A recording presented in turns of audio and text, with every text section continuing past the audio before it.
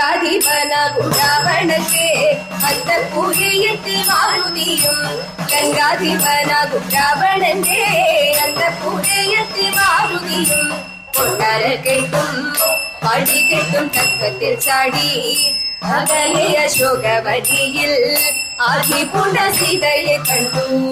മടിയാതെ എത്രയും വേഗേന ശ്രീരാമ പത്നി തൻ പക്കൽ വെടിഞ്ഞു രക്ഷിക്ക വേണം എന്ന് ചോദിച്ചു മാരുതി ശ്രീരാമദൂതനം ശ്രീ ഹനുമാൻ ശ്രീരാമ പത്നി തൻ ചാരയെത്തി ശ്രീരാമദൂതനം ശ്രീ ഹനുമാൻ ശ്രീരാമ പത്നി തൻ ചാരയെത്തി ശ്രീ ഹനുമാനെ